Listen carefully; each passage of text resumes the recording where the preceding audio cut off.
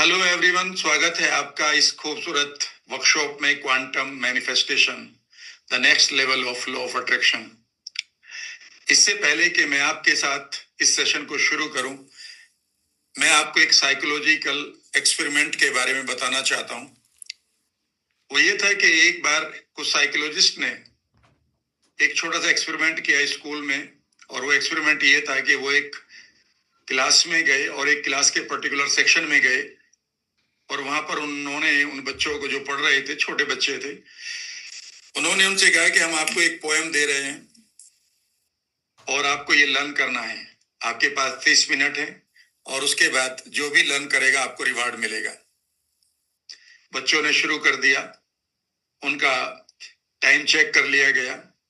अब वो साइकोलॉजिस्ट दूसरी क्लास में गए, वहां पर भी उन्होंने उसी क्लास के बच्चे थे, मतलब उतनी एज थी, सेक्शन डिफरेंट था, और वहां पर भी उन्होंने यही कहा कि हम आपके साथ एक एक्सपेरिमेंट कर रहे हैं। वो ये है कि हम आपको एक पोएम दे रहे हैं, आपको ये लर्न करनी है। लेकिन यहाँ पर उन्होंने एक सेंटेंस एक्स्ट्रा बोल दिया, और वो ये था कि ये बहुत इंपॉर्टेंट है, ये बहुत खास है, इसके बाद आपको रिवार्ड भी मिलेगा और आपको 30 मिनट का समय दिया जा रहा है। 30 मिनट के बाद जब दोनों क्लासेस को चेक किया गया तो साइकोलॉजिस्ट ने पाया कि जिस क्लास में उन्होंने ये बोला था कि ये बहुत इंपॉर्टेंट पोयम है, उस क्लास का रिजल्ट बेहतर पाया गया।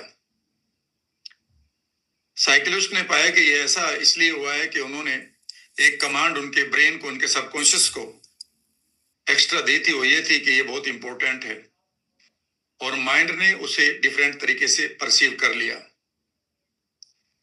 इसका मतलब ये हुआ कि जो भी लाइफ में आप मैनिफेस्ट करना चाहते हैं, जब तक आप उसके बारे में एक मैसेज अपने माइंड को, ब्रेन को ये नहीं देंगे कि ये बहुत इंपॉर्टेंट है, तब तक आपका माइंड उसे लाइटली लेता रहेगा। अब सवाल यह है कि क्या हमें इतना कहने से काम चल जाएगा कि मेरे लिए ये लाइफ, ये ड्रीम लाइफ, मेरे लिए ये पैसा, मेरे लिए ये घर, मेरे लिए ये लाइफ, ये बहुत इंपॉर्टेंट है? तो क्या हमारा माइंड उसे मैनिफेस्ट करने के लिए तैयार हो जाएगा? यहां पर मेरा जवाब है शायद नहीं और शायद हाँ। शायद नहीं मैं इसलिए कह रहा हूं क्योंकि हमने कुछ वर्ड्स को इररिलेवेंट बना दिया है। जैसे हम हर बात में कहते हैं, जब हमसे कोई पूछता है आई एम फाइन, जबकि हम अंदर से दुखी भी होते हैं, पर वो फाइन वर्ड हमारे लिए यूजलेस हो चुका है। उसी तरह से थैंक यू, सॉरी और इट इज वेरी इंपॉर्टेंट, ये शब्द बेसिकली जो अपना एक वेट था, एक अपनी रिलेवेंस थी, वो खो चुके हैं। फिर ऐसा क्या करें कि जब भी आप किसी भी चीज को मैनिफेस्ट करना शुरू करें तो आपका माइंड एक मैसेज आपसे ले ले कि ये बेहद इंपॉर्टेंट है, और वो अपनी शक्तियां, अपनी पोटेंशियल उस गोल को पूरा करने के लिए, उस मैनिफेस्टेशन को रियलाइज करने के लिए पूरी शक्ति लगा दे। तो इसका तरीका यह है कि जब भी आप कोई भी मैनिफेस्टेशन करें, कोई भी किसी चीज को शुरू करें, और आप ये माने कि आप माइंड को एक मैसेज दे रहे हैं कि इट्स वेरी इंपॉर्टेंट, तो आप एक काम करिए कि अपनी स्पाइन को सीधा करके बैठिए। अभी भी जब भी आप अपनी स्पाइन को सीधा करके बैठते हैं तो एक मैसेज आपकी बॉडी से, या आपके नर्वस सिस्टम से, या आपकी क्रेनियल नर्व से, जिसको आप वेगस नर्व कहते हैं, एक मैसेज आपके ब्रेन को जाता है कि समथिंग इज वेरी इंपॉर्टेंट, और आपका माइंड ऑटोमेटिकली उस जोन में पहुंच जाता है जिसे हम मैनिफेस्टेशन का या रिजल्ट क्रिएटिंग का जोन कहते हैं। तो आप इस वर्कशॉप को शुरू करने से पहले मैं बार बार आपको याद दिलाता रहूंगा कि आप अपनी स्पाइन को सीधा रखें, और दूसरी बात यह है कि आप अपने सांसों को लंबा कर दें। इसे भी मैं याद दिलाता रहूंगा। बेसिकली 21st सेंचुरी में हमने अपने सांसों को बहुत कुछ खराब कर लिया है। हमारा सांस बेसिकली शैलो ब्रीदिंग में बदल चुका है। शैलो ब्रीदिंग का मतलब है छोटी ब्रीदिंग। जब भी आप शैलो ब्रीदिंग में होंगे, आप किसी भी चीज को मैनिफेस्ट नहीं कर रहे होंगे, क्योंकि शैलो ब्रीदिंग बेसिकली रिप्रेजेंटेटिव है आपकी एंजाइटी का। शैलो ब्रीदिंग ये शो करता है कि इस समय आप फाइट एंड फ्लाइट मोड में चल रहे हैं। शैलो ब्रीदिंग ये शो करता है कि इस समय आपकी सेल्यूलर एक्टिविटी कंप्लीटली नेगेटिव है। शैलो ब्रीदिंग ये शो करता है कि इस समय आपके पास जो पॉजिटिव हॉर्मोन्स रिलीज होने चाहिए आपकी बॉडी में, माइंड में, वो नहीं हो रहे हैं। और जब तक आपकी बॉडी और माइंड में पॉजिटिव हॉर्मोन्स रिलीज नहीं होंगे, आप किसी भी गोल को मैनिफेस्ट करने की मत सोचिएगा, क्योंकि अभी आपकी body fight and flight mode या सर्वाइवल मोड में है। जब आप सर्वाइवल मोड में होंगे तो कभी भी आप मैनिफेस्ट नहीं करेंगे। उस समय जो आपका मैनिफेस्टेशन होगा वो सिर्फ और सिर्फ सर्वाइवल का होगा। यही चीज सबसे पहले इंपॉर्टेंट है कि जब आप क्वांटम मैनिफेस्टेशन की बात करें तो आपको सबसे पहली चीज सोचनी होगी कि आप किस जोन में हैं। यहाँ पर पढ़ाने वाले लोग अपनी तरफ से बेस्ट करते हैं, पर वो ये भूल जाते हैं कि वही आदमी मैनिफेस्ट करेगा जो उस टाइम मैनिफेस्टेशन के जोन में होगा। उस जोन को बनाना ही बेसिकली इस पूरे के पूरे कोर्स का एकमात्र लक्ष्य है कि आप अपने मैनिफेस्टेशन के जोन को पूरा कर लें। इससे पहले कि मैं इस टॉपिक को शुरू करूं, जिसका नाम है क्लियरिंग द कार्मिक field, closing old energetic accounts, इनको इस टॉपिक को हम शुरू करें, मैं यहां पर एक चीज और आपके साथ शेयर करना चाहता हूं, जो एक मैजिकल स्टोरी और साइंटिफिक फैक्ट है। वो ये है कि फिजिक्स ये तय कर चुकी है, या इतना तो आप जानते हैं कि हमारे अंदर जो एटम है उसके अंदर जो एनर्जी है, जहां से हम अपने मैनिफेस्टेशन की बात करते हैं, वहां पर जो इलेक्ट्रॉन है वो इलेक्ट्रॉन बेसिकली मूव कर रहा होता है एक ऑर्बिट में, जब उसको कोलैप्स किया जाता है, जब उसको फॉर्म किया जाता है, और वो एक तरह से अपनी ऑर्बिट में घूम रहा होता है। लेकिन एक समय आता है कि जब इस इलेक्ट्रॉन को एक पर्टिकुलर एनवायरनमेंट मिल जाता है, एक तरह से एक पर्टिकुलर एनर्जी मिल जाती है, एक तरह से एक सकारात्मकता मिल जाती है, पॉजिटिविटी मिल जाती है, तो ये इलेक्ट्रॉन इमीडिएटली जंप लगाकर दूसरी ऑर्बिट में पहुंच जाता है और इस तरह से वहां जीने लगता है या अपनी एक्टिविटी को करने लगता है, मानो ये इसी ऑर्बिट को बिलोंग करता है। And it never comes back to the old orbit, और वो कभी भी पुरानी ऑर्बिट पर नहीं जाता।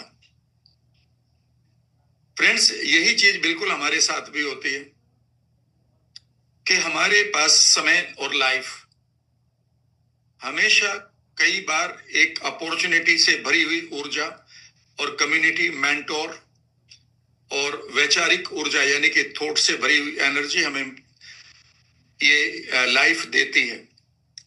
और उस समय हमारा काम यही होता है कि हम इमीडिएटली नेक्स्ट लेवल पर पहुंच जाएं। लेकिन कई बार कुछ लोग पहुंच जाते हैं और कुछ लोग इंतजार करते रहते हैं कि नहीं, ये सही समय नहीं है, और वो उस ऊर्जा को, उस एनवायरनमेंट को, उस सकारात्मक या पॉजिटिविटी को नेग्लेक्ट कर देते हैं। फिजिक्स में यह भी पाया गया है कि अगर ये इलेक्ट्रॉन एक बार इस ऊर्जा का प्रयोग नहीं करता, इस एनर्जी का प्रयोग नहीं करता, तो ये it can't make any jump now, अब वो जंप नहीं लगा सकता। बिल्कुल यही हमारे साथ भी है। उस इलेक्ट्रॉन में और हमारे में फर्क इतना है कि कई बार उस इलेक्ट्रॉन के पास वो माइंड नहीं है जो हमारे पास है, और उसके पास वो बोझ नहीं है जो हमारे पास इस माइंड में भरे पड़े हैं। वो अपनी जर्नी को इमीडिएटली एनर्जी को लेते ही नेक्स्ट डेस्टिनी पर पहुंच जाता है, पर हम कई बार ऊर्जा के होते हुए भी पुरानी ऑर्बिट में ही रहते हैं। लाइफ हमें कई बार ऊंचाई पर जाने के लिए बहुत सारी चीजें देती है। आप कह सकते हैं कि रस्सा भी देती है, तो रस्सा खींचकर आप 4-6 कदम चढ़ सकते हैं ऊपर। आपको स्टेयरकेस भी मिलती है और आपको एलिवेटर भी मिलता है, और कई बार आपको क्वांटम लीप या क्वांटम जंप भी मिलता है। लेकिन इस क्वांटम जंप को हम इसलिए नहीं ले पाते क्योंकि हमारे अंदर बहुत सारी शंकाएं, बहुत सारे नेगेटिव बिलीफ, बहुत सारी ओल्ड आइडेंटिटी, बहुत सारे कार्मिक अकाउंट्स पड़े होते हैं। यद्यपि सब लोग चाहते हैं कि मैं नेक्स्ट लेवल पर जाऊं, और आप भी चाहते हैं, तभी आप यहां पर बैठे हैं, पर आप एक चीज को भूल जाते हैं कि जब तक आप इन कार्मिक अकाउंट्स को, इन परसेप्शंस को, इन मेमोरीज को, इन मानसिक बोझों यानी कि मेंटल बर्डन्स को रिलीज नहीं करेंगे, तब तक आप उस ऊर्जा से, उस एनर्जी से जंप नहीं लगा सकते। तो पहला रूल लिख लीजिएगा, I can make the jump only when I get free from my karmic accounts. मैं तभी उस जंप को लगा सकता हूं, चाहे मेरे पास कितनी भी ऊर्जा है, जब मैं कम से कम इन चेन से, इन बर्डन से, इन पत्थरों से, इन कैद से बाहर आ जाऊं। आज इस सेशन में मैं आपके साथ शेयर करूंगा कि किस तरह से हम अपने कार्मिक अकाउंट्स को समझना शुरू करें और कैसे आप उनसे अपनी फ्रीडम यानी कि अपनी स्वतंत्रता को भी पाएं। यहां पर अगले कुछ समय के लिए मैं आपको थोड़ी सी थ्योरी बताऊंगा।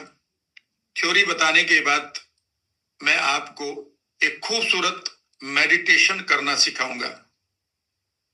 इस मेडिटेशन को आपको करते रहना है जब तक आपको यह महसूस होता है कि अभी भी मैं कहीं अंदर कुछ बोझों से जूझ रहा हूं। I still struggle with some burdens. कई बार लोग कहते हैं कितने दिन करना है, 20 दिन करना है, 21 दिन करना है। मैं ये कह रहा हूं हो सकता है कि 2 दिन के बाद आपको जरूरत ना पड़े, और ये भी हो सकता है कि 20 दिन के बाद भी आपको किसी दिन फिर आपका ब्रेन बताए कि मेरे पास अभी भी कोई पुराना अकाउंट अभी भी पड़ा है जो मुझे आगे नहीं बढ़ने दे रहा है। ये आपके ऊपर होगा। चलिए शुरू करते हैं। तो पहला टॉपिक मैं आपके साथ शेयर कर रहा हूं। अब यहां से आप अपने नोट्स भी बना सकते हैं और मेरे साथ इस मोमेंट को, इसको एंजॉय कर सकते हैं। एक बार फिर याद दिलाते हुए कि आप अपने कंधों को सीधा करें। Give a message to your brain, बगैर किसी अफर्मेशन के ही माइंड को जब भी आप ये कहें कि मैं किसी बड़ी चीज के लिए तैयार हो रहा हूं, तो अपनी स्पाइन का और अपने सांसों का ध्यान हमेशा करें। हैव अ लॉन्ग ब्रेथ, 2-3 लंबी सांसें लें। और अब हम पहला इस सेशन को लेते हैं। सेशन का नाम होगा क्लियरिंग द कार्मिक फील्ड।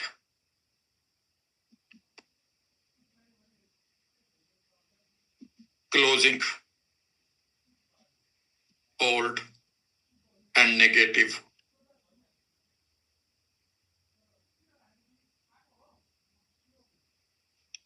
एनर्जी अकाउंट्स या एनर्जेटिक अकाउंट, जो भी आपको लिखना है। बेसिकली इसका सिंपल रूल ये है कि जब भी हम मैनिफेस्टेशन की बात करते हैं, और उसमें भी क्वांटम मैनिफेस्टेशन की बात करते हैं, क्वांटम मैनिफेस्टेशन का मतलब है कि वो जो इलेक्ट्रॉन है, मैं उसका सहारा लेता रहूंगा इस वर्कशॉप में। अब वो जो इलेक्ट्रॉन है वो कभी भी स्लो चेंज नहीं करता है। वो इलेक्ट्रॉन स्टेप टू स्टेप कोई प्रोसेस को नहीं लेता है।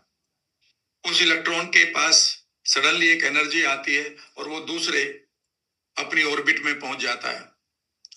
वो बेसिकली ट्रेडिशनल लाइफ को या ट्रेडिशनल फिजिक्स को फॉलो नहीं करता है, वो क्वांटम फिजिक्स को फॉलो करता है।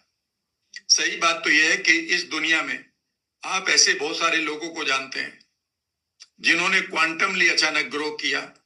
उनके पास वो एजुकेशन नहीं थी, उनके पास वो बैकग्राउंड भी नहीं थी, उनके पास लैंग्वेज भी अच्छी नहीं थी, उनके पास प्रोडक्ट भी अच्छा नहीं था, but they became the topper of the world because उन्होंने क्वांटम मैनिफेस्टेशन के रूल को समझा, जो मैं आपको समझाऊंगा। तो बेसिकली क्वांटम मैनिफेस्टेशन का एक रूल है और वो ये है, क्रिएट द सेक्रेट वैक्यूम। किसी भी चीज को पाने के लिए सबसे पहले यूनिवर्स ये कहता है कि आपने उसकी जगह बनाई है। अगर हमारे पास पुराने अकाउंट भरे पड़े हैं जिसमें हमारे पास आप कह सकते हैं कि ओल्ड मेमोरीज भरी पड़ी हैं जो नेगेटिव हैं, हमारे पास ग्रीफ भरे पड़े हैं, हमारे पास रिवेंज भरे पड़े हैं, हमारे पास हर्ट भरी पड़ी है, हमारे पास एंगर भरा पड़ा है, हमारे पास सिक पैटर्न पैटर्न भरे पड़े हैं, तो याद रखिएगा, ये उस कीचड़ की तरह है जो थोड़ा सा ही काफी है बर्बाद करने के लिए। पूरे के पूरे अमृत को समझने की कोशिश करिएगा। अगर आप इसको समझ लेंगे तो फिर आप आगे बढ़ेंगे। फिर मैं आपको कार्मिक अकाउंट्स के बारे में पढ़ाऊंगा और उसके बाद इस सेशन को मैं पीक पर ले जाऊंगा, आपके ब्रेन को, आपके माइंड को, आपके सबकॉन्शियस को एक डायरेक्शन देकर। मान लेते हैं ये एक बर्तन, एक पात्र है, और इसमें मान लेते हैं कि ये सिर्फ थोड़ा सा, समझ लीजिएगा, सिर्फ 1 kg इसमें कीचड़ है, इसमें गार्बेज है, सीवर का पानी है। इसमें आप मान लेते हैं 5 लीटर दूध डालते हैं, आप 5 लीटर प्योर मिल्क डालते हैं। डालने के बाद अब आपके पास 6 लीटर कुछ है। तो आप ये बताइए कि 6 लीटर मिल्क है या 6 लीटर कीचड़ है। आप इसमें से मिल्क को नहीं निकाल सकते। ये 6 का 6 लीटर कीचड़ यानी कि गार्बेज बन चुका है। अगर आप इसमें और 10 लीटर डाल दें तो अब इसमें 16 लीटर मिल्क नहीं है बल्कि गार्बेज है। कहने का मतलब है कि अब इसमें कितनी भी अच्छी चीजें डालते रहो, ये एक ही चीज रहेगी, दैट इज कॉल्ड गार्बेज। इसमें से आप कुछ नहीं यूज कर सकते। बिल्कुल यही हमारे माइंड के साथ भी होता है। जब आप माइंड में कुछ भी अच्छी चीजों को डालना चाहते हैं तो आपको यह ध्यान रखना होगा कि वहां पर अगर कोई गार्बेज भरा पड़ा है तो ये गार्बेज के साथ मिलकर अच्छी चीज भी खराब हो जाएगी। ये रूल है, ये रूल है। इसका मतलब है कि पहले इस बर्तन में से हमें बेकार की चीजों को निकालना होगा। इसीलिए क्वांटम मैनिफेस्टेशन का पहला रूल है, क्रिएट द सेक्रेट वैक्यूम, यानी कि आपको एक एम्प्टीनेस क्रिएट करनी पड़ेगी। फिजिक्स का रूल भी अगर लॉजिकली भी इसको माने तो लॉजिक मैंने बता दिया, फिर भी एक लॉजिक मैं आपको बता देता हूं। फिजिक्स का एक रूल है कि एक जगह पर एक समय में एक ही वस्तु रह सकती है। At a particular time at one place there could be only one thing. वहां दो चीजें एक ही जगह पर नहीं हो सकती। जहां पर मैं बैठा हूं इस जगह पर मैं ही बैठा हूं। अगर यहाँ पर किसी और को बैठा ना हो तो मेरे बगल में बैठ सकता है, इस साइड में बैठ सकता है, पीछे आगे बैठ सकता है, लेकिन जहां पर जितनी जगह मैंने ली हुई है उतनी जगह मैं को नहीं बैठ सकता। मुझे यहां से उठना होगा। इसका मतलब यह है कि वही सबकॉन्शियस माइंड है। अगर वहां पर बेकार के आपके पैटर्न भरे पड़े हैं, बीमारी के, अपराध बोध, गिल्ट के, फ्रस्ट्रेशन के, एंगर के, हर्ट के, ग्रीफ के, रिवेंज के, तो याद रखिएगा वहां पर जिस क्वांटम मैनिफेस्टेशन को आप एंजॉय करना चाहते हैं उसके पैटर्न वहां पर नहीं जाएंगे। इस चीज को पहले ध्यान रखना होगा। तो आज हम सबसे पहला एक चीज मानते हैं या सोचते हैं, and that is called the कार्मिक अकाउंट्स। अब यहां पर एक वर्ड आपने बहुत सुना होगा, इसीलिए मैंने इससे यहीं से शुरू किया है, जो हमारी कल्चर में बहुत बोला जाता है, and that is called karmas. और कई बार लोग कहते हैं सर मेरे कर्मास हेल्प नहीं कर रहे हैं, ठीक है ना, मेरे कर्मा लौट कर आ रहे हैं, या मैं एक कार्मिक अकाउंट को सेटल नहीं कर पा रहा हूं, या मुझे किसी ने बताया है, एस्ट्रोलॉजर ने या मेरे किसी मेंटोर ने, कि ये सब कार्मिक अकाउंट तुम्हारे सामने आ रहे हैं। तो आज इस कार्मिक अकाउंट के बारे में थोड़ी सी आपकी नॉलेज जरूर होना जरूरी है। अगर आप इसकी नॉलेज नहीं लेंगे तो आप एक डिस्टोर्टेड वर्ल्ड को जीते रहेंगे। डिस्टोर्टेड वर्ल्ड का मतलब है कि दुनिया जो भी तुम्हें यकीन देती रहेगी, जो भी बिलीफ देती रहेगी, आप उसको मानते रहेंगे, क्योंकि आपके पास मना करने के लिए कोई भी लॉजिक या तर्क नहीं है। वो तर्क मैं आज पहले दे रहा हूं।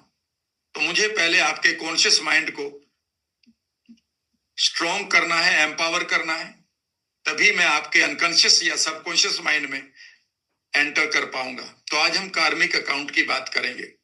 कंधों को एक बार सीधा करें।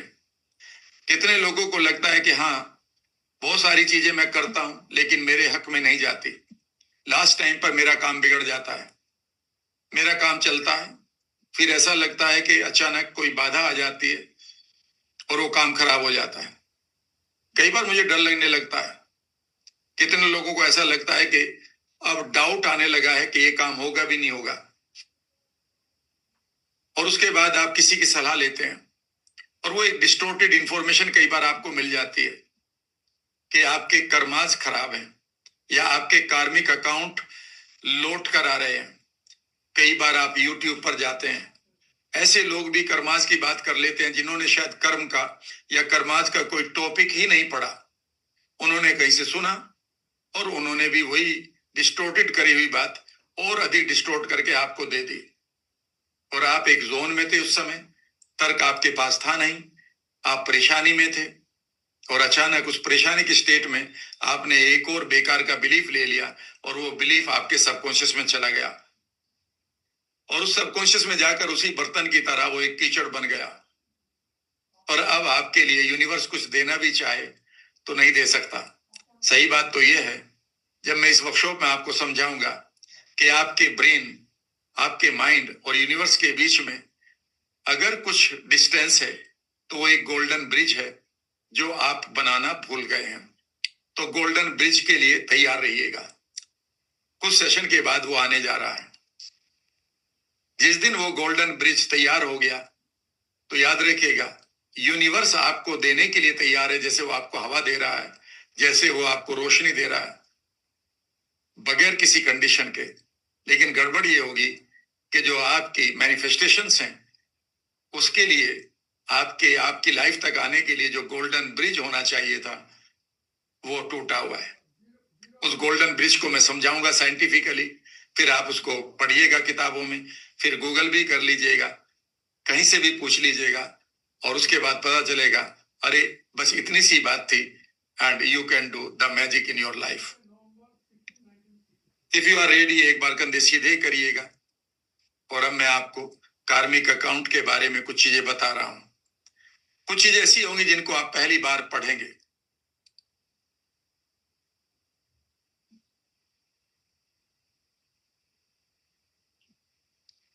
Let us talk about the karmas.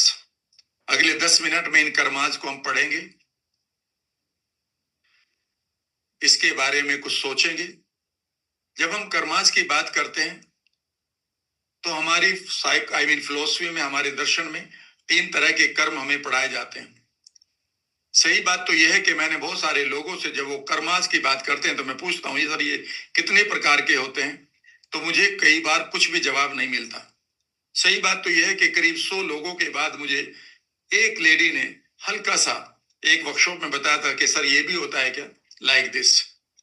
और इसका मतलब ये है, लेकिन वो बाकी लोग भी सब कर्मास की बात कर रहे थे, सफरिंग्स की बात कर रहे थे, और वो सिर्फ ये मानते हैं कि अब मेरी लाइफ में कुछ नहीं हो सकता क्योंकि मैं इन कर्मास से बोझिल यानी कि बर्डन्ड हूं। पहला लिखिएगा, जब हम कर्मास की बात करते हैं तो पहले कर्म की बात आपके साथ शेयर करता हूं। इसे हम संचित कर्म कहते हैं।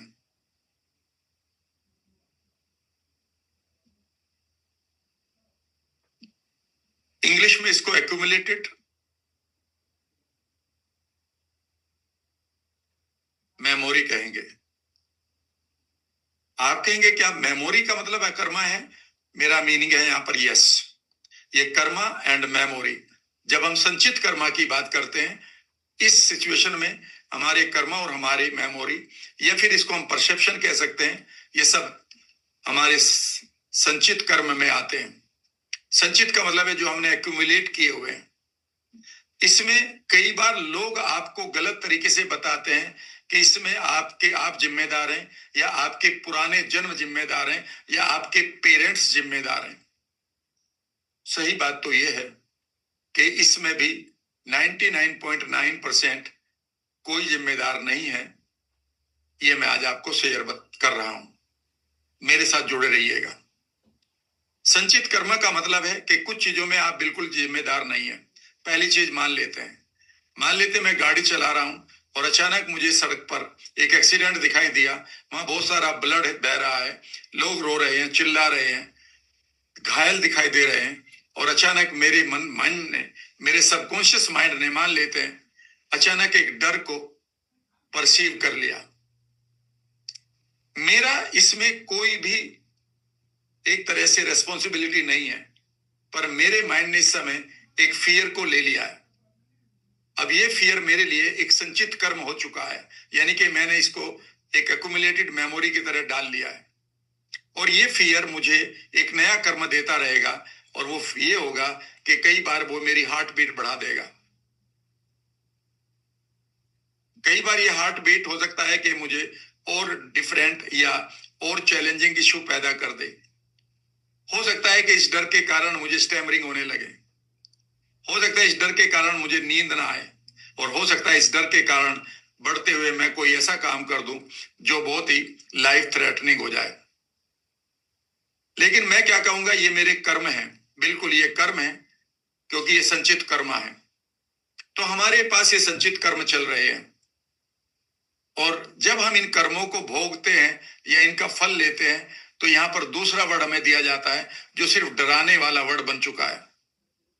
उसे हमें प्रारब्ध, हिंदी में प्रारब्ध बोला जाता है।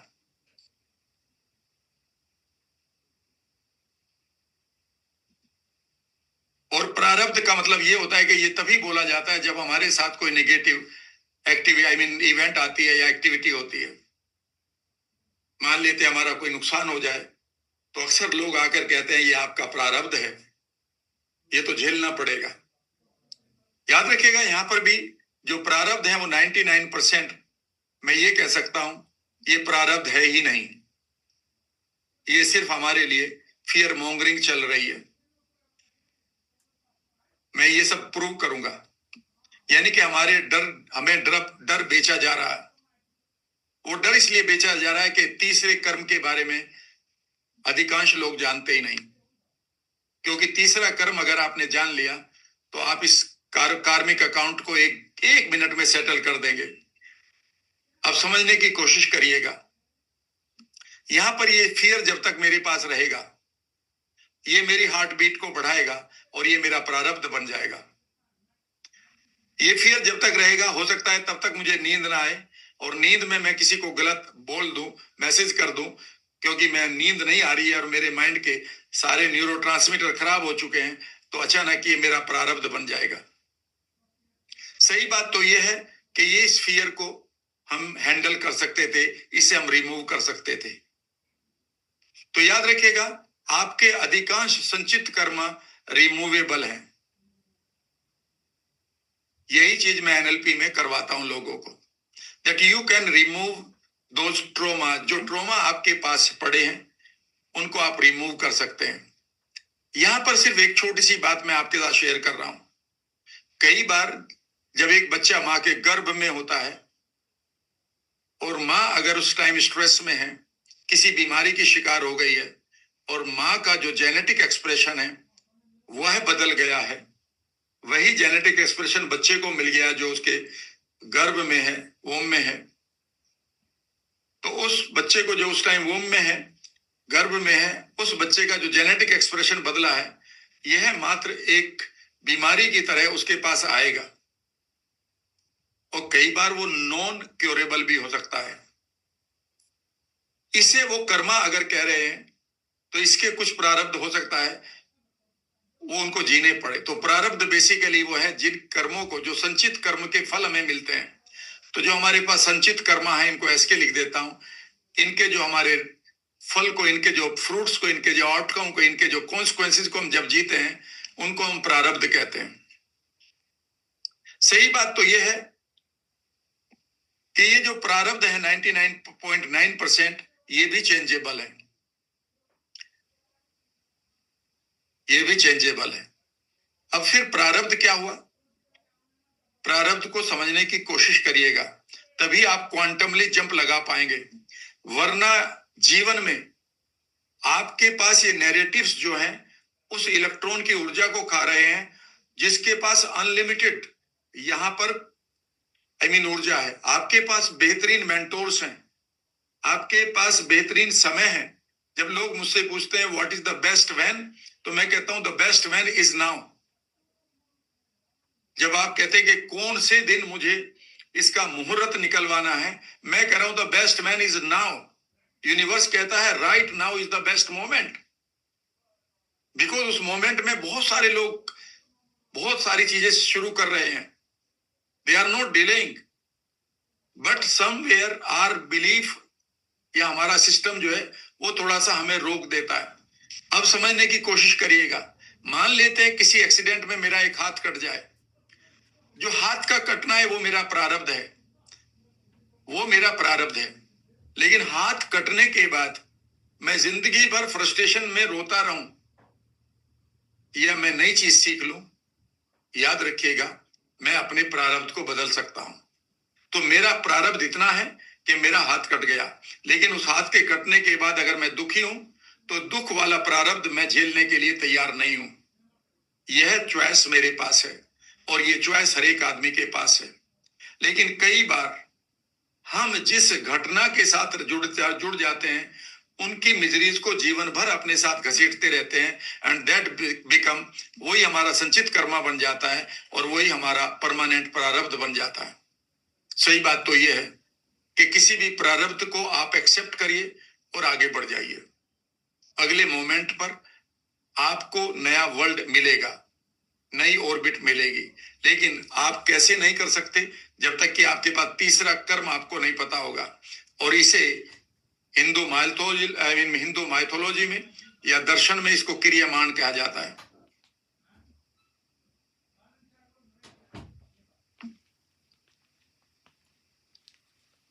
बेसिकली जितने भी लोग आपको प्रारब्ध और संचित कर्म से डरा रहे हैं, अब मैं इस शब्दों को पूरे रेस्पॉन्सिबिलिटी के साथ बोल रहा हूं, वह बेसिकली तीसरे कर्म के बारे में नहीं बताते, क्योंकि तीसरे कर्म में जो भी बताएगा ये उसकी रेस्पॉन्सिबिलिटी हो जाएगी कि वो इसको कैसे अप्लाई करे, ये भी बताए।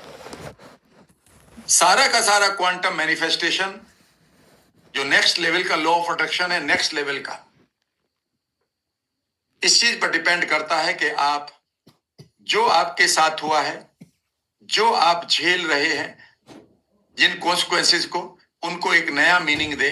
और इस क्रियामान का मीनिंग होता है फ्री विल। इंग्लिश में कहा जाता है इसको फ्री विल, हिंदी में इसको सद्बुद्धि बोला जाता है।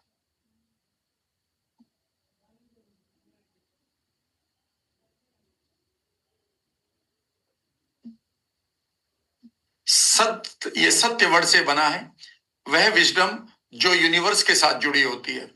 सद्बुद्धि का मतलब होता है सतबुद्धि। सत्य मीन्स सत्य, सत्य means the ultimate truth. The ultimate truth is nothing but the energy. तो जो याद रखिएगा, जब आप अपनी विजडम को, जब आप अपने नॉलेज को, जब आप अपनी नोइंग को यूनिवर्सल एनर्जी के साथ जोड़ते हैं, देन दिस बिकम सत प्लस बुद्धि मीन्स विजडम। तो आज हम इसकी बात करेंगे। तो फर्स्ट सद्बुद्धि जो आपको एंजॉय करनी है वो ये करनी है कि आप एक चीज मान ले और लिख लें। लिखिएगा, अपना पहला बिलीफ लिख कर जाइएगा, यहां पर कंधे सीधे करिए, और ये क्योंकि ये बिलीफ इंपॉर्टेंट है। Number 1, you do carry the संचित कर्मा।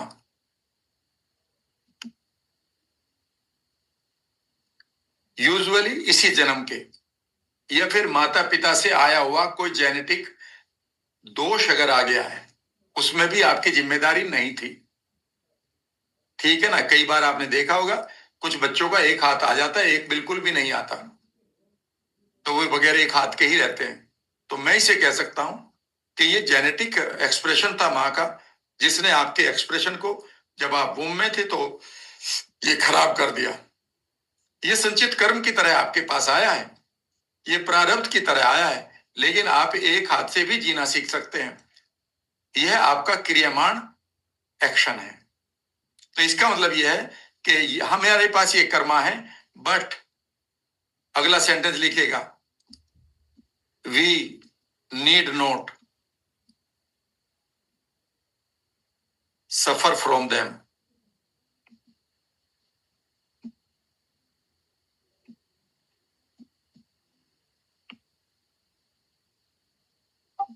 इसे आप बार बार कहीं पर लिखा करें, लोगों को बोला करें। जब आप लोगों को एक्सप्रेस करेंगे, आप मैनिफेस्टेशन की दुनिया के पहले रिप्रेजेंटेटिव बन रहे होंगे। कितने लोग बनना चाहते हैं कि आप मैनिफेस्टेशन की दुनिया के रिप्रेजेंटेटिव बने? और अगर बनना चाहते हैं तो लोगों को यह बिलीफ देना शुरू करें कि यस, हमारे पास संचित कर्मा है, मेरे पास मेरे फ्यूचर पास्ट की घटनाएं पड़ी हैं, मेरे पास कई ऐसी मेमोरी है जो अभी तंग कर देती हैं, कई ऐसे ऐसी गुस्से हैं जो अभी भी आ जाते हैं।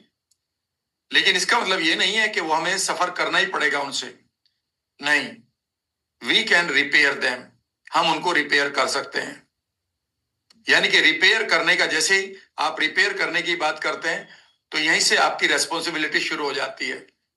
इस रेस्पॉन्सिबिलिटी को पूरा करना ही इस वर्कशॉप का उद्देश्य है, और आपका भी, ठीक है ना? तो टेक रेस्पॉन्सिबिलिटी कि मैं इनको रिपेयर करता रहूंगा, इस वर्कशॉप में मैं आपकी हेल्प करूंगा।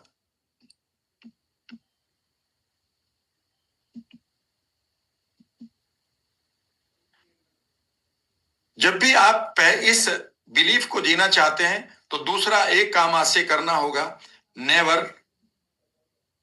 एवर इन डीप ट्रांस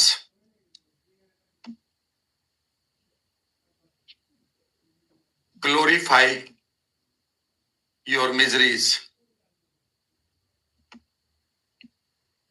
कभी आप अपने संकटों के बारे में बहुत डीप ट्रांस में जाकर ना बोले, लोगों को बताएं। कई बार हंसी मजाक में बतानी है कि यार हाँ, मेरे पास ये भी प्रॉब्लम आई थी, और हंस पड़े, ये चलेगा। क्योंकि जैसे ही आप डीप ट्रांस में जाकर अपनी किसी भी संकट की बातों को ग्लोरीफाई करेंगे तो याद रखिएगा, एक और संचित कर्मा बन गया, जिसका प्रारब्ध आप अगर नहीं जी रहे होंगे कॉन्शियसली, आपकी बॉडी जी रही होगी। बेसिकली आपकी जितनी भी बीमारियां हैं वो आपके संचित कर्म का प्रारब्ध मान सकते हैं, क्योंकि आपने उन संचित कर्मास को रिमूव नहीं किया, जबकि आप कर सकते हैं। कितने? 99.9, 0.1% कौन से हैं? जो आपके मदर फादर से जेनेटिकली आए हैं, बस इतनी सी बात है। लेकिन अधिकांश चीजें तो आपके परसेप्शन के जन्म के बाद के परसेप्शन है, उनकी मैं बात कर रहा हूं। तो इसका मतलब यह है कि आज हम एक काम करेंगे, इस सेशन का जो अब हमारा विजुअलाइजेशन जाएगा, वो जाएगा कि अब आप एक सेक्रेड वैक्यूम क्रिएट करेंगे।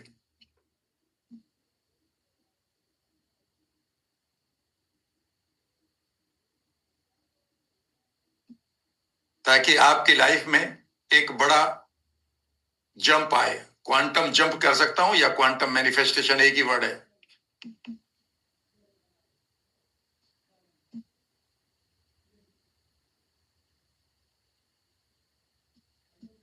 अब आपको इसके लिए तैयार होना होगा।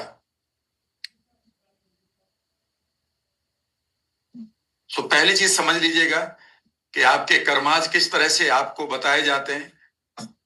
कई बार कर्माज की बात हमें ऐसे बताई जाती है कि पिछले जन्म में जिसमें कहीं से हम लेकर आए हैं कुछ चीजें, बिल्कुल लेकर आ सकते हैं। मान लेते हैं मेरे फादर के फादर को जेनेटिकली कोई इशू आ गया है, मेरी मदर की उनकी मदर को आ गया है, या उनकी भी मदर को आ गया है, और वो जेनेटिकली एक्सप्रेशन मेरे पास आ रहा है, तो निश्चित रूप से मेरे पास वो संचित कर्म है।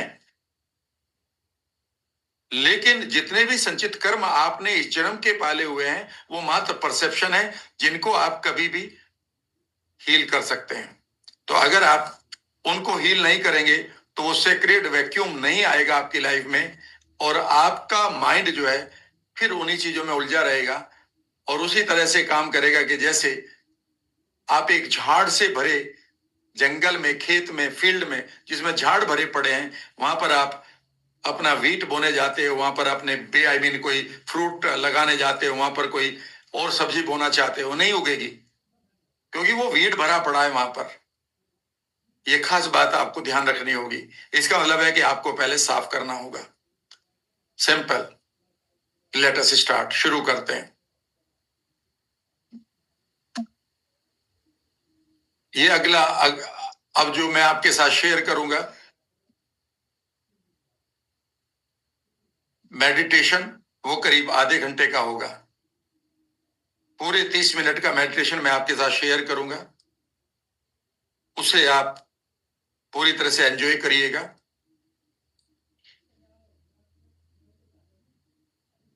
आपको इतना ध्यान रखना है कि जब आप इसे कर रहे हो तो आप पूरी तरह से मेरी आवाज के साथ जुड़े रहें। मैं आपके सबकॉन्शियस को डीपली गाइड कर रहा हूंगा। इस तरह से गाइड करूंगा कि अगर आपका बाहर का डिस्टरबेंस नहीं है तो आपका सबकॉन्शियस माइंड मेरे साथ फ्लो में रहेगा, उसके पास कोई और ऑप्शन नहीं होगी। कई बार वो डीपली इतना फ्लो में जाएगा कि आपको ऐसा लगेगा कि मानो आपको बीच में नींद आ गई है। अगर आपको लग रहा है कि बीच में नींद आ गई है तो आप कोई रेजिस्ट नहीं करेंगे। बस इतना है कि आप इसे बार बार एंजॉय करेंगे मेडिटेशन को। और अगर आपको ऐसा लग रहा है कि आपको नींद आ गई थी, कुछ सुना ही नहीं दिया, याद रखिएगा उस समय आपका सबकॉन्शियस माइंड मुझे सुन रहा था। बेस्ट यूज के लिए आप हेडफोन यूज कर सकते हैं। साथ ही आपके पास आसपास कोई व्यवधान नहीं होना चाहिए, डिस्टरबेंस नहीं होनी चाहिए। पेट, चिल्ड्रन, टीवी, मोबाइल, इस तरह की कोई भी चीज नहीं होनी चाहिए। जब आप इससे जागेंगे उस समय आप एक घूंट पानी पी लेना। शुरू करने से पहले भी आप प्यासे नहीं होने चाहिए, पर बहुत ज्यादा पानी मत पीजिएगा। एक घूंट काफी है, क्योंकि अगर बहुत ज्यादा पानी पिएंगे तो हो सकता है कि बीच में ही आपको ऐसा लगे कि आपको बाथरूम जाना है। लेकिन बाद में जैसे ही आपको आंख खुलेगी या मैं आपको बाहर निकालूंगा ट्रांस से, तो आप एक घूंट पानी पिएंगे। ये मेडिटेशन पूरी तरह से ट्रांस बेस्ड होगा, यानी कि इसमें आपको कुछ नहीं करना है, मैं आपको गाइड कर रहा हूंगा। इसमें आप पूरे रिलैक्सेशन मोड में रहेंगे, तो आप बैठ भी सकते हैं और लेट भी सकते हैं। जब आप इस मेडिटेशन को करें, कभी भी आप, यह आपके लिए चेतावनी है कि आप ना गाड़ी चलाएंगे और ना ही किसी मशीन पर काम करेंगे। सही बात तो यह है कि इसे तब भी मत करिएगा जब आप बिना मतलब डिस्टर्ब्ड माहौल में बैठे हो, क्योंकि फिर माइंड इसकी वैल्यू को नहीं समझेगा। इसकी वैल्यू माइंड तभी समझेगा जब आप पूरी तरह से अपने अगले 30-35 मिनट इसको दे रहे होंगे। मैं आपके माइंड के, ब्रेन के अंदर मेटाफोरिकली, सांकेतिक रूप से एक तरह से सफाई कर रहा हूंगा, जगह बना रहा हूंगा, ताकि मैं वहां पर उन गोल्स को रख दूं जिन्हें मैं अगले सेशंस में आपसे बनवाऊंगा और उन्हें मैनिफेस्ट करवाऊंगा, या फिर मैनिफेस्टेशन की जर्नी पर मैं आपको आपकी यात्रा को शुरू करवा दूंगा। लेकिन आज पहला काम है कि आप उस सेक्रेट वैक्यूम को तैयार करें, उस पवित्र खालीपन को आप एंजॉय करें जहां पर यूनिवर्स कुछ रखने के लिए तैयार है। निश्चित रूप से उसके बाद हमने अपने उस गोल्डन ब्रिज को भी बनाना है जिसकी मैंने बात करी है। वो गोल्डन ब्रिज आने वाले खूबसूरत टॉपिक्स में होगा, और ये मेरी गारंटी रहेगी कि जैसे ही वो ब्रिज बनेगा आपको उसी समय सिंक्रोनिसिटीज होनी शुरू हो जाएंगी, यानी कि देवीय संदेश या यूनिवर्सल मैसेज आने शुरू हो जाएंगे। मेरे साथ जुड़े रहिएगा। लेट अस स्टार्ट, शुरू करते हैं। आप एक घूंट पानी पी लें।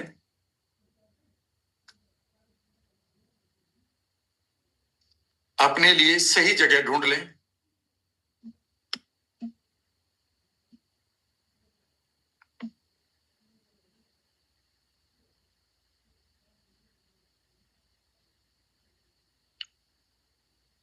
बैठ जाएं या फिर पीछे आप बैक लगाकर आराम से लेट भी सकते हैं। बेस्ट यूज के लिए हेडफोन्स का अगर आप प्रयोग करेंगे तो आपको ट्रांस और डीप रहेगी।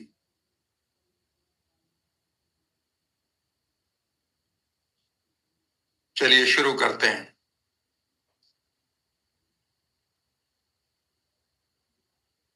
कोशिश करिएगा कि आप पूरे मेडिटेशन में अपने शरीर को स्थिर रखेंगे, स्टेबल रखेंगे। अगर आपको कोई भी पोस्चर बदलने को मन कर रहा है तो बहुत ही सूक्ष्म तरीके से बदलेंगे, स्लोली बदलेंगे, झटके से नहीं बदलेंगे। आप मेरे साथ जुड़े रहेंगे। आपको जब ये मेडिटेशन का अनुभव होगा तो कई बार आपको इधर उधर के विचार आएंगे, उन्हें आने देना, जाने देना। आपका काम होगा मेरी वॉइस को सुनते रहना जब तक आप जागृत अवस्था में हैं। कभी भी आप लड़ेंगे नहीं कि ये विचार क्यों आ रहे हैं, क्यों जा रहे हैं। बस आपका काम होगा मेरी आवाज पर ध्यान देना और अटेंशन रखना। कोशिश करना है कि आप अपने शरीर को भी एक ही पोस्चर में रखेंगे तो एक बार फिर अपने शरीर का शिथिलीकरण कर लें, यानी कि हैव योर पोस्चर, जो भी आपको कंफर्टेबल लग रहा है।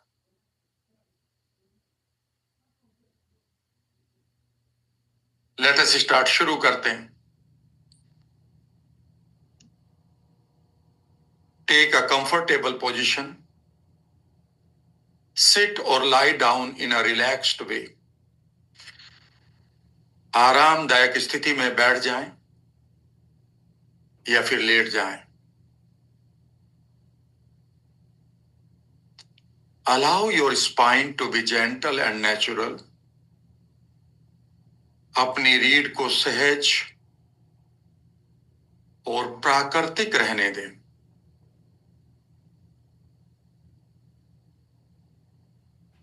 Let your hands rest comfortably. जहां पर भी आपके हाथ हैं उन्हें आराम से रखें और जब आप तैयार हों धीरे से अपनी आंखें बंद करना शुरू करें। When you are ready, slowly close your eyes.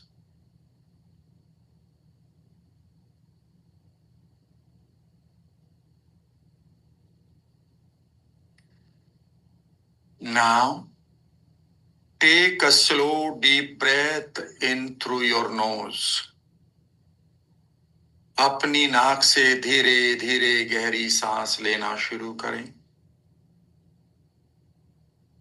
And slowly breathe out, और धीरे धीरे सांस बाहर छोड़ें। अगेन ब्रीद इन डीपली, फिर से गहरी सांस लें एंड ब्रीद आउट स्लोली, और धीरे धीरे छोड़ें।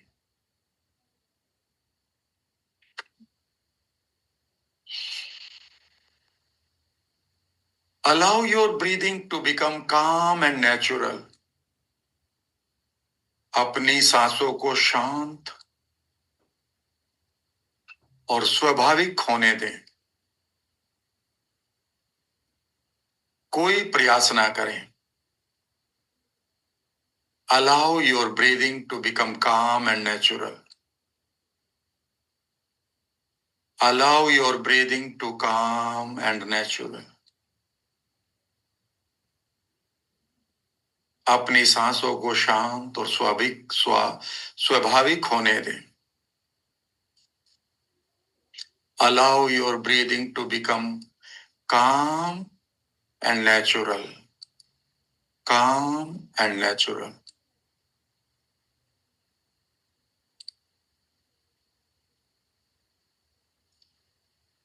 Now feel your body becoming softer now. अपने शरीर को धीरे धीरे ढीला होते हुए महसूस करें। Feel your body becoming softer. Relax your shoulders. अपने कंधों को ढीला छोड़ दें। Relax your jaw. अपने जबड़े को ढीला छोड़ें। Relax your forehead. और अपने माथे को शांत होने दें।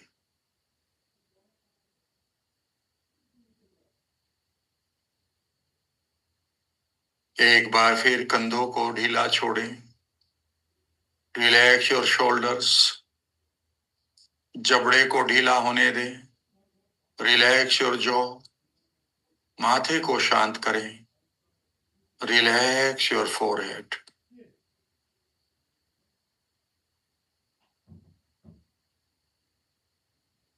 Now bring your attention gently to your breathing. धीरे धीरे आप अपना ध्यान अपनी सांसों पर लाएं। Notice the rise of your chest as you breathe in. सांस लेते समय अपने सीने का उठना महसूस करें। Notice the gentle fall as you breathe out. सांस छोड़ते समय सीने का गिरना महसूस करें।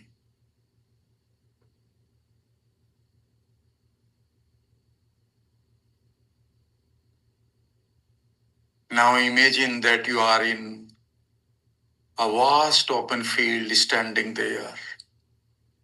अब आप कल्पना करें कि आप एक विशाल खुले मैदान में खड़े हैं।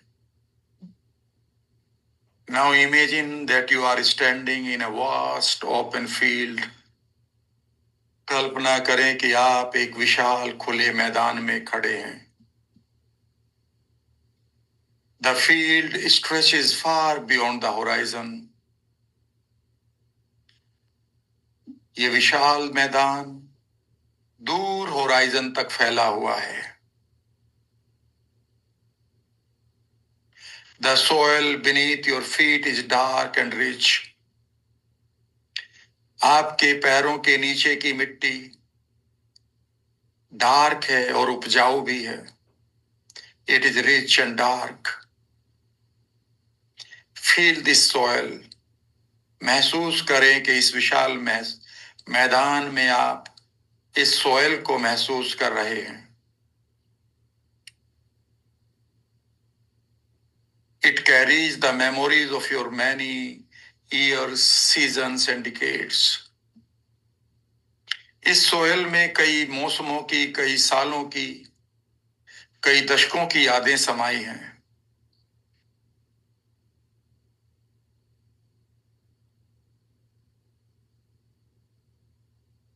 Look up towards the sky. Imagine करें कि आप जब इस विशाल मैदान में खड़े हैं, आप आकाश की ओर देखें। The sky above you is deep indigo. आपके ऊपर का आकाश गहरा नीलापन लिए हुए है। It is calm, quiet, infinite. ये शांत है, स्थिर है, अनंत है। Feel yourself there on this beautiful environment. महसूस करें आप इस खूबसूरत वातावरण में। Feel yourself safe and comfortable. अपने आप को पूरी तरह से सुरक्षित और कंफर्टेबल महसूस करते रहें। Feel a gentle wind begins to move across the field. एक हल्की हवा मैदान में बहने लगती है। इसे महसूस करें। It touches your face slowly and softly. ये धीरे से आपके चेहरे को हल्के से टच कर रही है, छू रही है। This wind carries whispers from the past. ये हवा, ये झोंका आपके पास्ट, आपके अतीत की विस्पर्स को, फुसफुसाहट को आप तक ला रही है। Feel and listen to it for some time. इसे सुने और महसूस भी करें।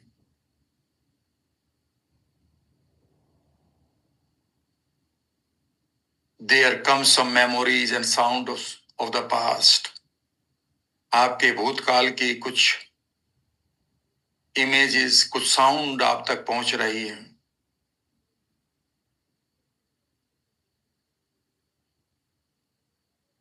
अब आप धीरे धीरे आगे चलना शुरू करें। Now slowly begin to walk forward in this field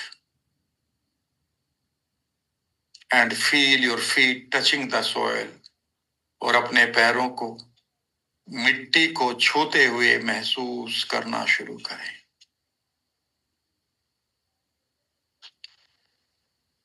With every step, old energies begin to loosen. With every step, old energies begin to loosen. हर कदम के साथ पुरानी ऊर्जाएं ढीली हो रही है। फील इट, महसूस करें। कीप वॉकिंग, चलते रहें। And with every step old energies begin to लूजन,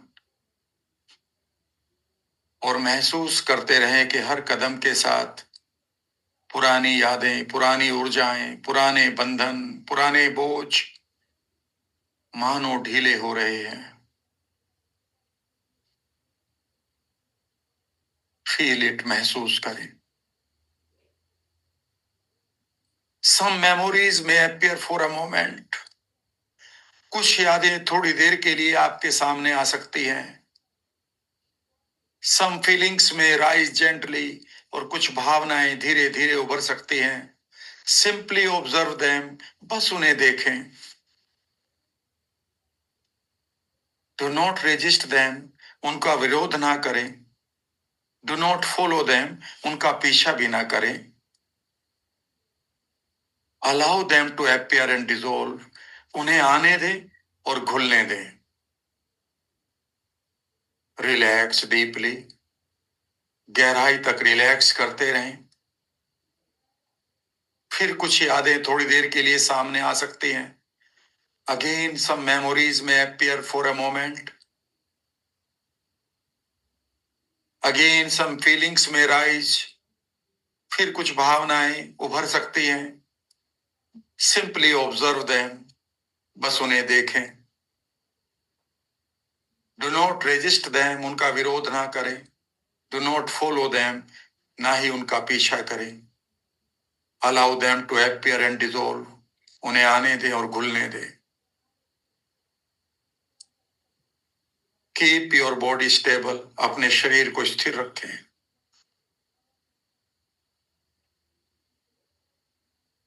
if the memories are coming, let them come and go. अगर कुछ मेमोरीज आ रही हैं, उन्हें आने दें, जाने दें। If the feelings are rising and going away, let them go, let them come, let them go, let them come. अगर कुछ भावनाएं आ रही हैं, जा रही हैं, उन्हें आने दें, जाने दें। बस उन्हें देखें, just observe them. Do not resist, विरोध ना करें। डोंट फॉलो, पीछा भी ना करें। Allow them to appear and dissolve, उन्हें आने दें और घुलने दें।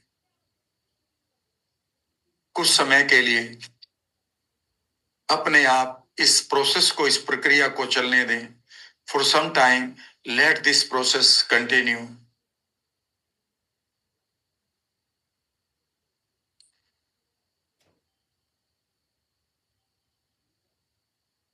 Keep your posture stable. Keep relaxing deeply.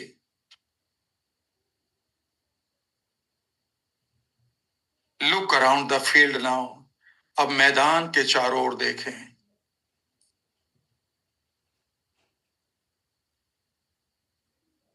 When you see the field around, you may notice soft shapes of energy.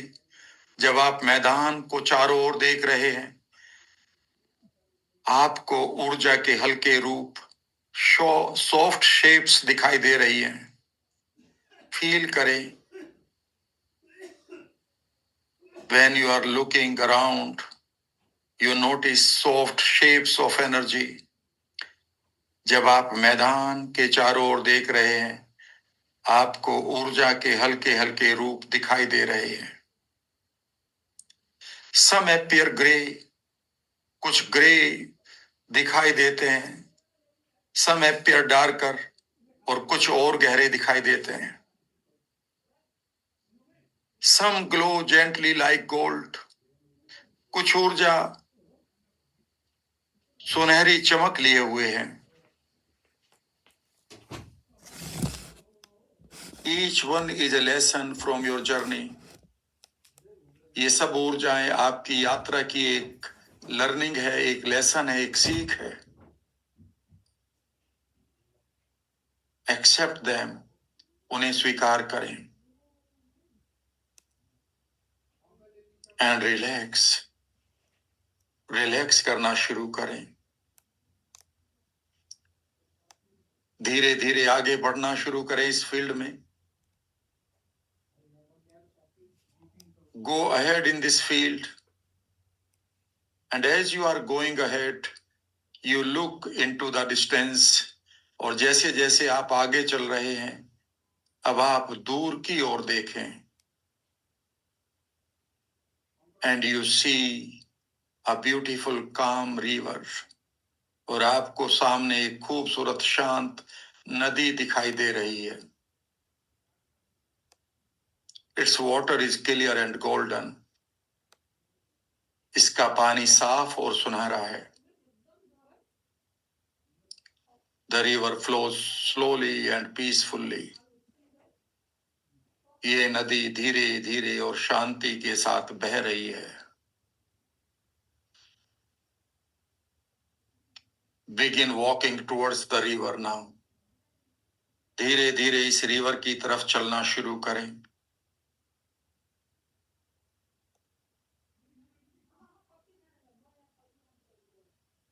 महसूस करें, it is inviting you and welcoming you. यह आपका स्वागत कर रही है, आपको आमंत्रित कर रही है. धीरे से इस खूबसूरत पानी में अपना कदम रखें. And feel the water touching your feet. और महसूस करें कि ये पानी आपके पैरों को छू रहा है.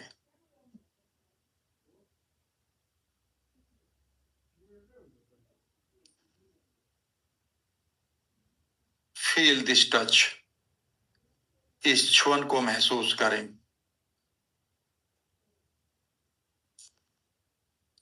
धीरे धीरे महसूस करना शुरू करें. The water begins to wash away old pains. महसूस करें कि ये पानी धीरे धीरे पुराने दर्दों को धो रहा है.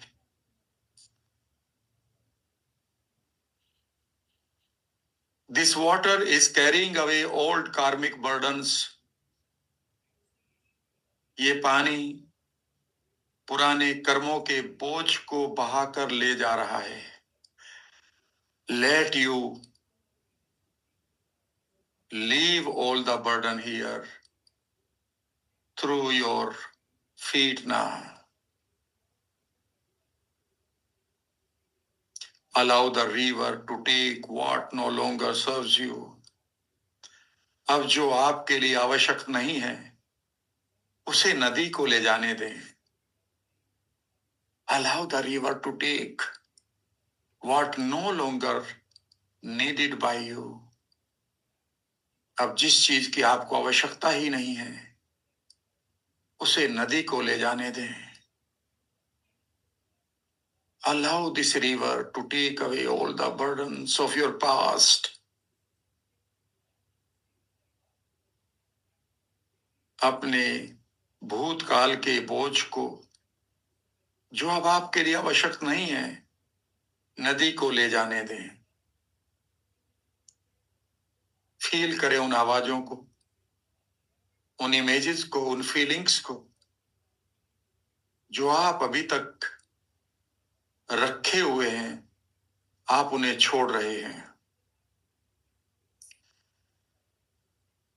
You are leaving all the sounds, images, and feelings that you were carrying for a long time in this river now. अपने मेंटल स्क्रीन को क्लियर होने दें. Let your mental screen get clear. अपने कानों से उन आवाजों को बहने दें. Let the unwanted sounds flow away from your ears. खाली करें.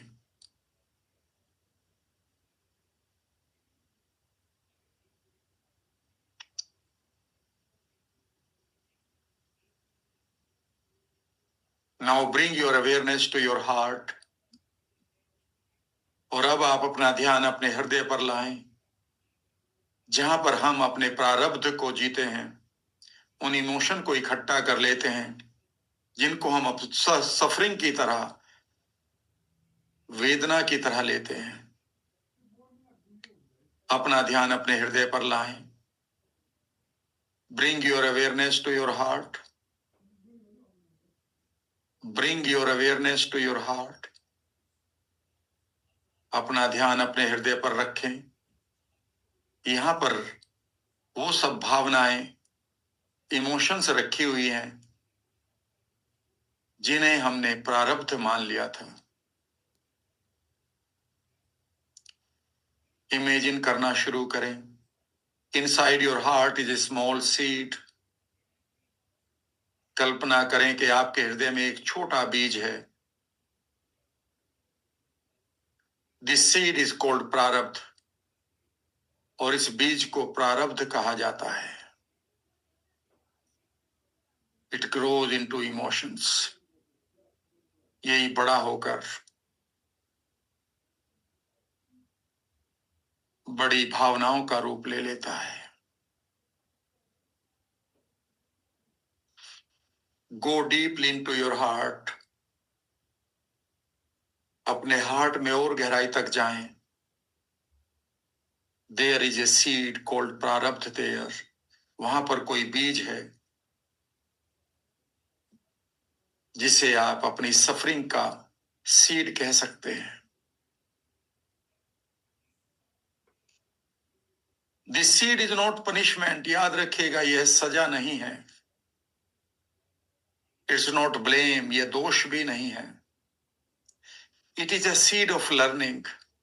यह आपकी सीख का बीज है. It is a seed of purpose. यह आपके उद्देश्य का बीज है. Go to their seed. वहां पर जाइए. Go to that seed. उस बीज के पास जाइए. And give it a meaning. इसको एक नया अर्थ दें, एक नया मीनिंग दें. Say to it, इसको कहें, You are my learning from this moment now. इस मोमेंट के बाद, इस पल के बाद आप मेरी लर्निंग हो. You are my purpose. तुम मेरा उद्देश्य हो. I accept you. मैं तुम्हें स्वीकार करती हूं या करता हूं.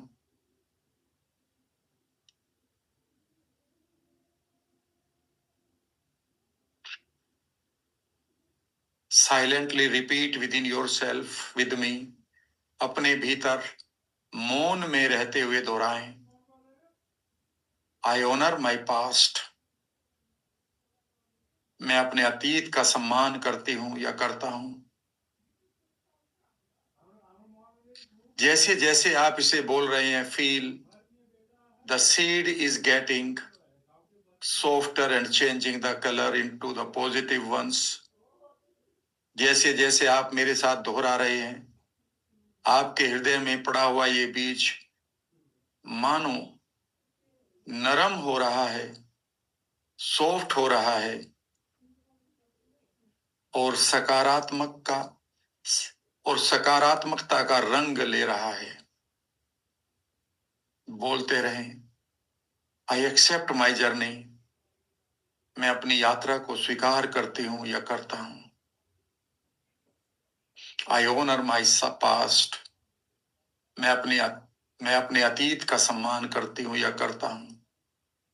I accept my journey. और मैं अपनी यात्रा को स्वीकार भी करता हूँ.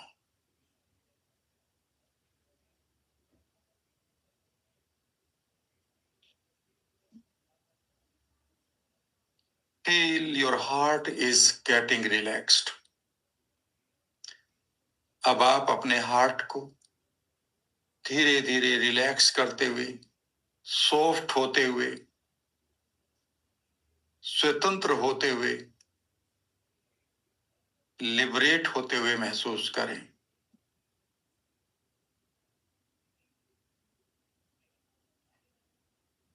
यहां पर अगर कोई भी बोझ रखा हुआ है, let it flow into this river.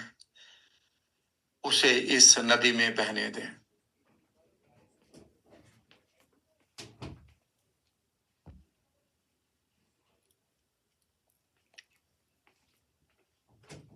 Take a slow deep breath in now. और अब आप एक गहरी सांस लें एंड ब्रीद आउट जेंटली. और धीरे से छोड़ना शुरू करें. With every breath old burdens dissolve now. हर सांस के साथ पुराने बोझ खुल रहे हैं. With every breath peace grows within you. हर सांस के साथ आपके भीतर शांति बढ़ रही है. With every breath old burdens are dissolving. हर सांस के साथ पुराने बोझ खुल रहे हैं. With every breath peace is growing within you. हर सांस के साथ आपके भीतर शांति बढ़ रही है.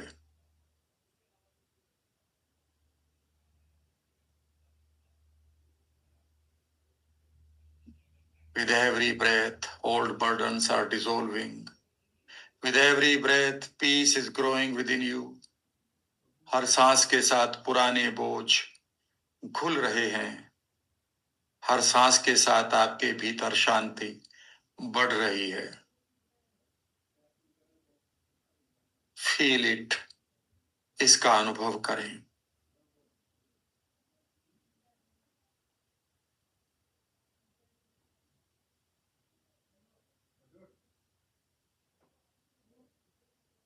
धीरे धीरे अब आप एक बार फिर इस मैदान की तरफ देखना शुरू करें.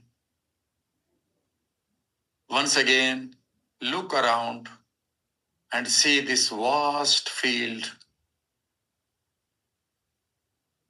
See a soft golden mist rising from the field. और अब आप देखना शुरू करें कि मैदान से एक सुनहरी धुंध उठ रही है. Old karmas are dissolving into light. पुराने कर्म प्रकाश में बदल रहे हैं.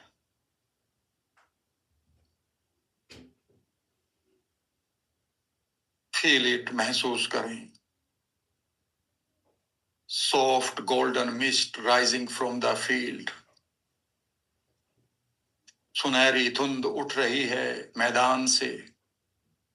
The old karmas are dissolving into light. पुराने कर्म प्रकाश में बदल रहे हैं.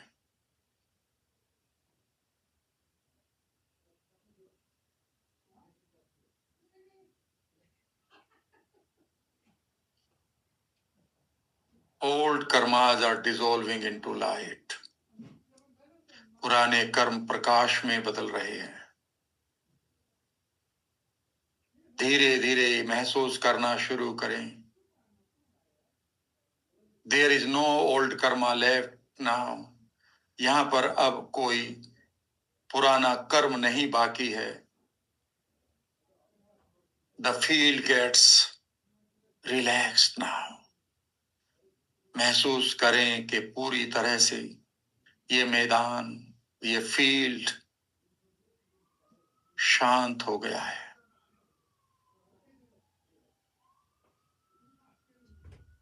And now imagine the new green shoots are growing in this field. और अब आप इमेजिन करें कि इस मैदान में नए हरे अंकुर उग रहे हैं.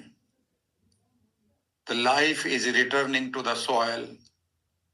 एक बार फिर इस मैदान की मिट्टी में जीवन लौट रहा है.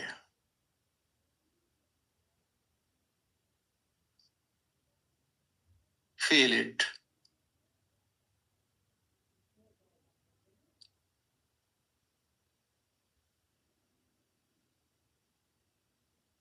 The field is full of beautiful plants and flowers now. और ये मैदान अब पूरी तरह से भरा हुआ है खूबसूरत पौधों और फलों फूलों से. Take the smell of it. इसकी खुशबू लें. And lift your face upward the sky now. धीरे धीरे अब आप इमेजिन करें कि इस खूबसूरत एनवायरमेंट को एंजॉय करते हुए आप अपना चेहरा आकाश की तरफ उठा रहे हैं. The warm sunlight begins to fill the sky. सूरज की गर्म किरणें आकाश को भर रही हैं. And this light gently is filling your heart. और ये प्रकाश आपके हृदय को भर रहा है. Feel it for some time.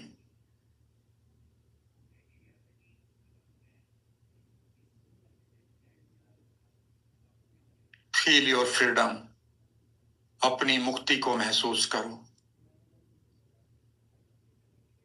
Feel your strength. अपनी शक्ति को महसूस करो. योर प्रारब्ध has become your wisdom.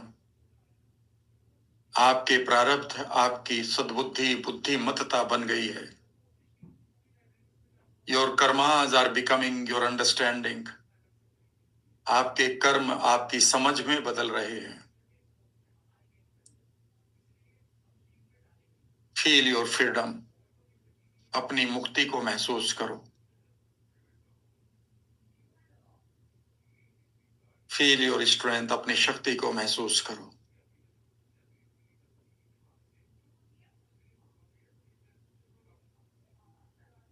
Feel your freedom in your whole body. From your head to your toes. अपने सर से लेकर अपने पैरों तक अपनी मुक्ति को महसूस करो. Feel your strength. अपनी शक्ति को महसूस करो. Your karmas are becoming your understanding now. आपके कर्म अब आपकी समझ और सद्बुद्धि में बदल रहे हैं. You are free. अब आप स्वतंत्र हैं. You are strong. आप शक्तिशाली हैं.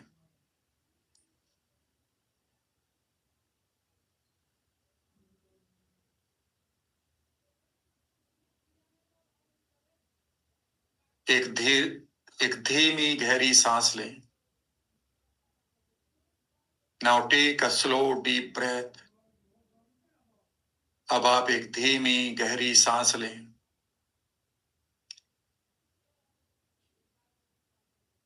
Begin to return from the river. लौटना शुरू करें इस नदी से. से थैंक्स टू दिस वाटर. आभार व्यक्त करें इस धारा का, इस नदी का, इस पानी का. It has taken all of your karmas and their burden. उसने आपके सभी कर्म और उनके बोझ को पूरी तरह से ले लिया है.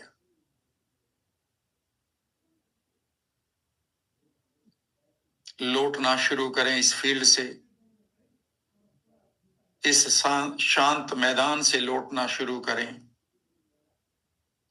Look at the peaceful field one last time. उस शांत मैदान को आखिरी बार देखें. offer your gratitude for this place of healing. इस हीलिंग के स्थान को अपना धन्यवाद दें, इसके प्रति ग्रेटिट्यूड, कृतज्ञता महसूस करें।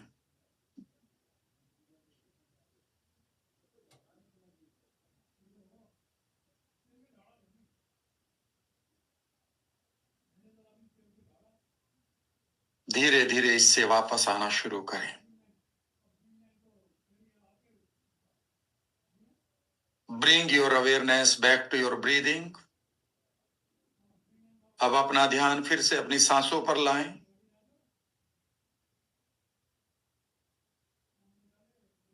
अपनी सांसों को देखना शुरू करें।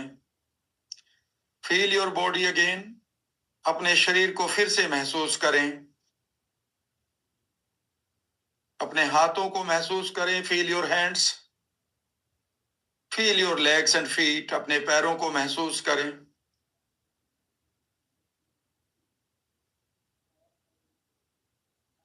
Feel your whole body.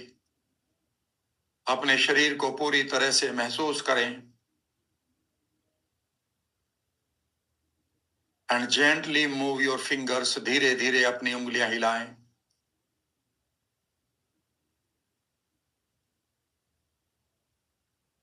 Slowly move your toes. धीरे धीरे अपने पैरों की उंगलियों को हिलाएं।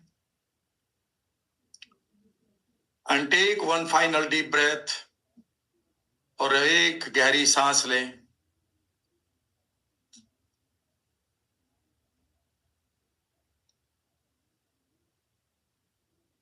And when you are ready, slowly open your eyes. और जब आप तैयार हों, अपनी आंखों को खोलना शुरू करें।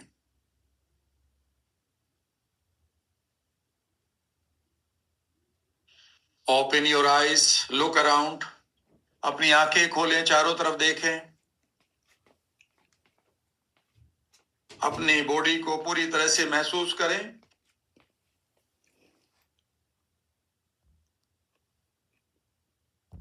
And have a sip of water. अब एक घूंट पानी ले लें।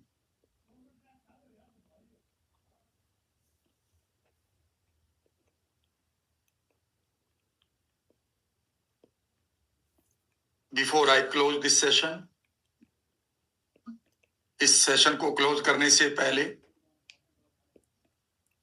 a very important, एक बहुत ही खास चीज जो आपके साथ शेयर करूंगा ताकि आप दूसरे सेशन को और बेहतर तरीके से समझें।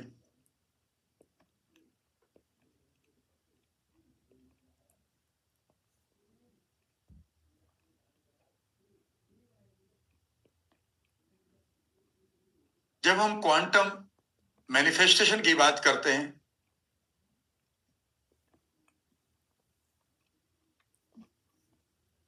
तो इसे ये समझिएगा कि ये आप हैं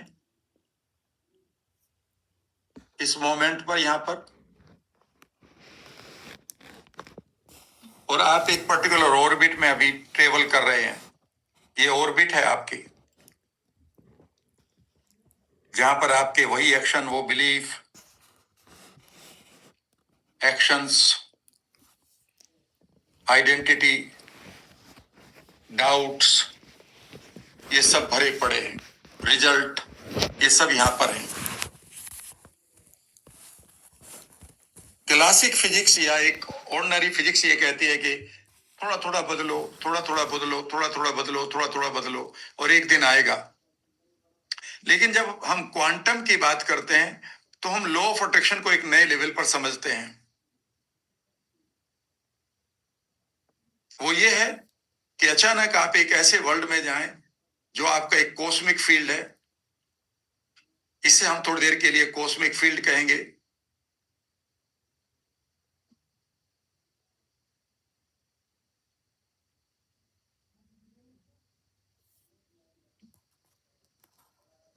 और इस कॉस्मिक फील्ड में सभी संभावनाएं अवेलेबल है, ऑल पॉसिबिलिटीज।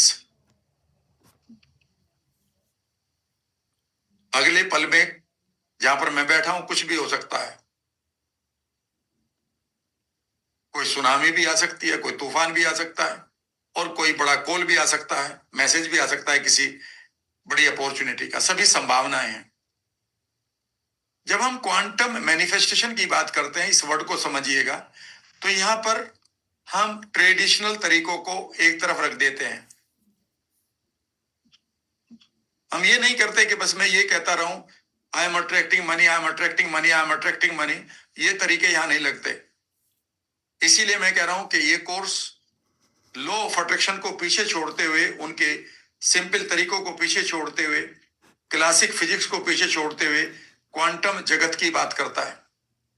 तो मैं यहां पर एक ऐसे आदमी को देखता हूं जो यहां से एक जंप मारे और इस कॉस्मिक फील्ड में जो संभावनाएं हैं, इन संभावनाओं को पूरी तरह से जिए और एक ऑर्बिट को एंजॉय करे, जिस ऑर्बिट में पैसा भी है, वेल्थ भी है, लोगों का प्यार भी है, एप्रिशिएशन भी है। यहां पर उसके पास एक ड्रीम लाइफ भी है, और यहां पर उसके पास एक तरह से कह सकते हैं कि नेक्स्ट लेवल का उसका हैप्पीनेस है। हमने आज एक चीज करी है कि यहां पर जो इसके पास परसेप्शंस पड़े हैं, आइडेंटिटी के, बिलीफ के, वो सब हमने तोड़े हैं।